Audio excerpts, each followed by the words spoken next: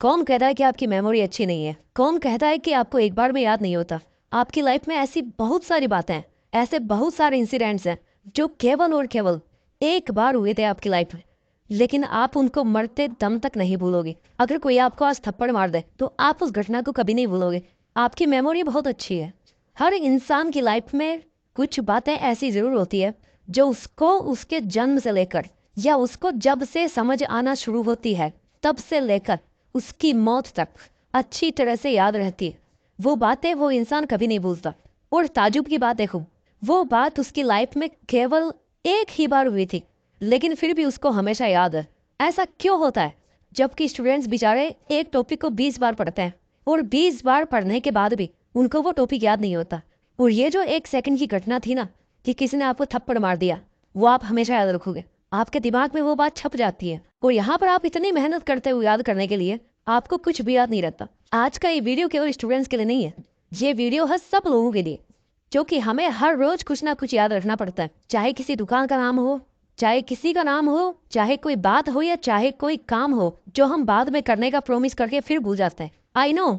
आज के इस वीडियो में हम बात करेंगे उन 7 बेहतरीन साइंटिफिक तरीकों के बारे में जिनको आप प्रैक्टिस करके, थोड़ी सी प्रैक्टिस करके अपनी मेमोरी को कई गुना बढ़ा सकते हो, अपनी याददाश्त को बहुत तेज कर सकते हो। और उसके बाद आपकी मेमोरी ऐसी हो जाएगी ना कि कुछ भी याद रख पाना आपके लिए मुश्किल नहीं होगा। आप बड़ी आसानी से कुछ भी याद रख पाओगे। ये वीडियो सबके लिए बेहतरीन रहने वाला है, इसलिए अब से इस पल से इस वीडियो का एक भी सेकंड मिस मत करना। सीधा आते हैं हम इस वीडियो के उन 7 पॉइंट्स के बारे में, 7 तरीकों के बारे में जिनसे आप अपनी याददाश्त को बढ़ा सकते हो। पॉइंट नंबर 1, अगर आप कुछ भी जल्दी याद करना चाहते हो तो इस पॉइंट को ध्यान से समझना। दिक्कत क्या है कि हम पहले ही ये मान लेते हैं कि यार इस चीज को याद रखना बहुत ज्यादा जरूरी नहीं है, या फिर हमारे पास में दूसरे ऑप्शन होते हैं याद करने के, याद रखने की किसी भी चीज को। फॉर एग्जाम्पल, आज कितने लोग ऐसे होंगे जिनको अपने सभी फैमिली मेंबर्स का फोन नंबर याद होगा? बहुत कम लोग होंगे, रेयरली कोई होगा।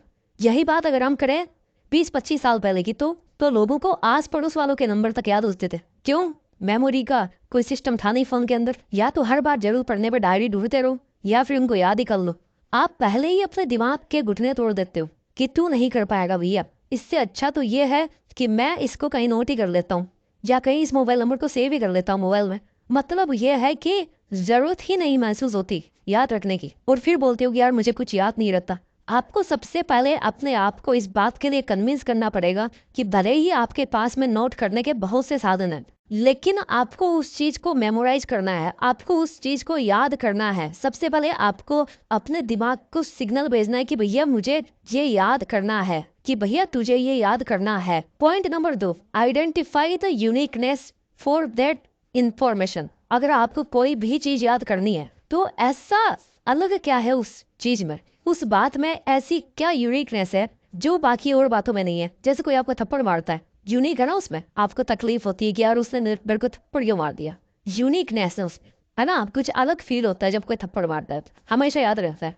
जो चीज आप याद करना चाह रहे हो, अगर आप अपने दिमाग को ये समझा पाने में सफल हो जाते हैं कि भाई ये इंफॉर्मेशन कुछ नई है, इसमें कुछ नयापन है, इसमें कुछ इंटरेस्टिंग है, ये इम्पोर्टेंट है। क्यों इम्पोर्टेंट है? क्योंकि इसमें ये है, ये यूनिकनेस है इसके अंदर, तो आपका दिमाग उसको इम्पोर्टेंस देगा। घर पे अगर डेली कोई आदमी आ रहा है तो उसको आप इम्पोर्टेंस दोगे, लेकिन कभी कभी कोई व्यक्ति आता है ना, तो आपको याद रहता है कि हाँ यार वो आया था मेरे घर पे। सेम चीज अपने दिमाग के साथ।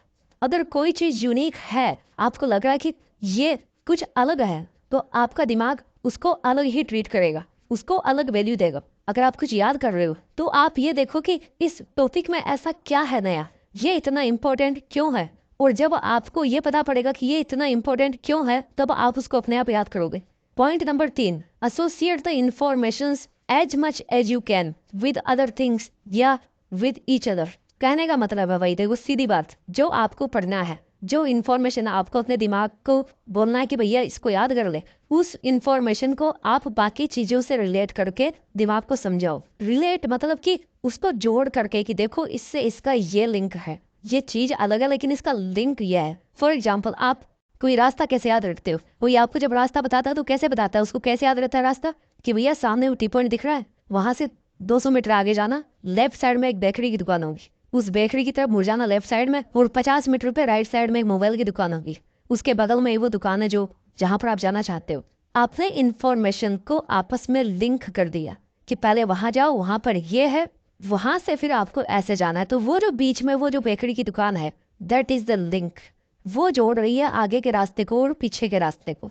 उस पॉइंट को आपको पहचानना है कि इन दोनों इंफॉर्मेशन की लिंक क्या है। जब क्राइम इन्वेस्टिगेशन होता है तो कैसे पूछते हैं वो कि इसके पहले क्या हुआ, अच्छा बताओ इसके पहले आप कहाँ थे, अच्छा बताओ इन दोनों इंसिडेंट के बीच में क्या हुआ था, है ना। इंफॉर्मेशन को एसोसिएट करना सीखो, इससे आपको हेल्प मिलेगी। ये आपको जो ऑलरेडी चीज पता है उससे कनेक्ट करके ही आप उस चीज को, नई चीज को याद रख सकते हो। Point number 4, use the information as many times as possible. कभी क्या आप अपने घर का रास्ता भूलते हो? कितना ही बीमार हो, कितना ही अंधेरा हो, कुछ भी हो जाए, आप घर तो पहुंच ही जाओगे, इतना तो पक्का है। क्यों? क्योंकि आप उसको हमेशा करते हो, हर रोज करते हो, और अपने दिमाग के लिए वो इतनी कॉमन चीज बन गई कि अब उसको याद करने की जरूरत ही नहीं है। हमारा दिमाग भी ठीक वैसे ही हमारा एक बॉडी पार्ट है। जैसे हमारा हाथ हो, हमारी कमर हो, हमारी टांग हो। अगर आप डेली रनिंग करोगे ना तो आपका पैर कभी नहीं दुखेगा, आप तेजी से दौड़ पाओगे। अगर आपने 10 दिन का ब्रेक दे दिया बीच में, 10 दिन तक अगर आप नहीं दौड़े, तो आपके पैरों की तरफ से रेजिस्टेंस पैदा हो जाएगा कि भाई अब मैं तैयार नहीं हूँ, मुझे थोड़ा टाइम चाहिए, मैं ट्रेंड नहीं हूँ।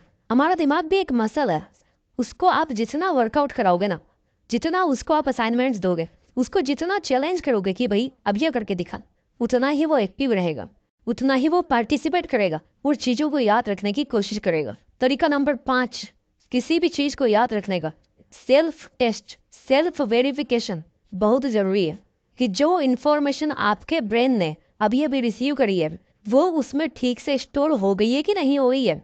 जब आप घर पे ताला मारते हो, चाबी निकाल लेते हो ताले से, तो उसको थोड़ा सा हिला के देखते हो ना कि भैया लॉक हुआ कि नहीं हुआ। सेम चीज, चीजों को रिकॉल करने की प्रैक्टिस करो। रिकॉल मतलब एक बार याद हो गया तो फिर उसको आप समय पे याद कर पाते हो कि नहीं कर पाते हो।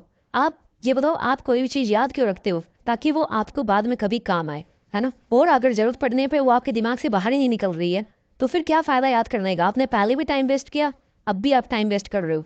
आपको रिकॉल करने की प्रैक्टिस करनी है। आपको अपने आप पता पड़ जाएगा कि मुझे किस चीज में दिक्कत हो रही है।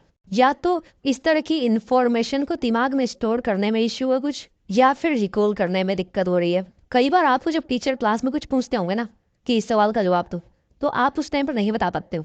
आपको लगता है कि यार आता है, था मैंने पढ़ा ही है, लेकिन याद नहीं आता। लेकिन फिर जैसे कोई आपको बता रहा कि यार इसका आंसर तो ये था, तब आप सोचते हो कि अरे यार ये तो मेरे को पता था, उस टाइम पे क्यों नहीं याद आया। इसका मतलब ये है कि आपका दिमाग इंफॉर्मेशन को स्टोर तो कर रहा है अंदर अपने, लेकिन उनको वापस नहीं निकाल पा रहा है, वापस नहीं ढूंढ पा रहा है कि वो इन्फॉर्मेशन पड़ी कहाँ है।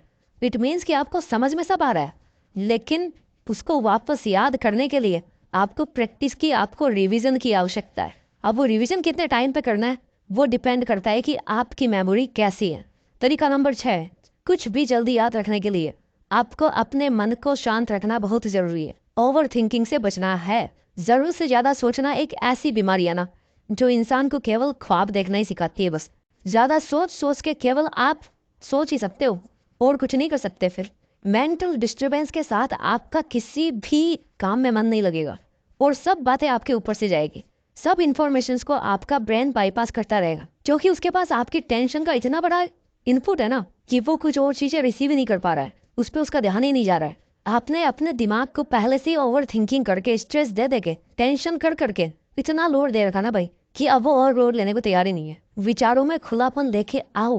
पॉइंट नंबर 7, अगर आपको अपनी मेमोरी बढ़ानी है तो अच्छी नींद लो। A good sleep is a very must thing.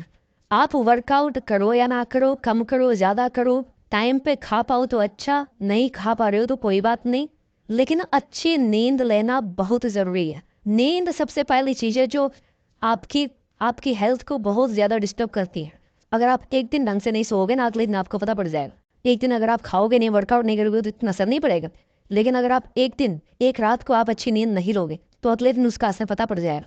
आपने देखा होगा कि सुबह आपका दिमाग कितना फ्रेश रहता है। एक तो डिस्टर्बेंस कम होता है, और दूसरा बड़ा कारण है कि आपका दिमाग जो थका हुआ था ना कल के दिन से, वो रिकवर हो गया।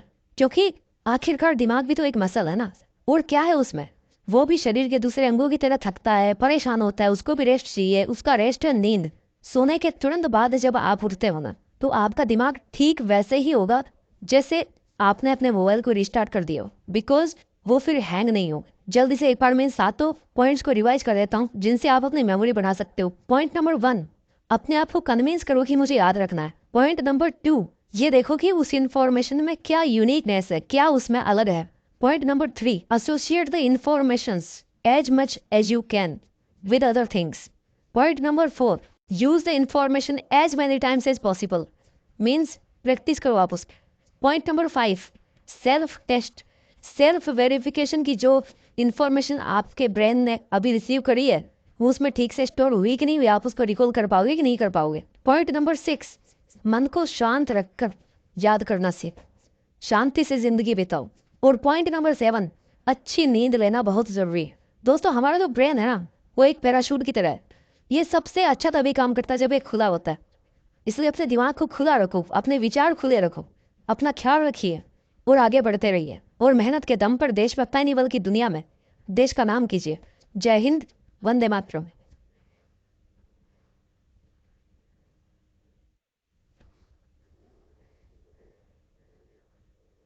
See, it's fixed.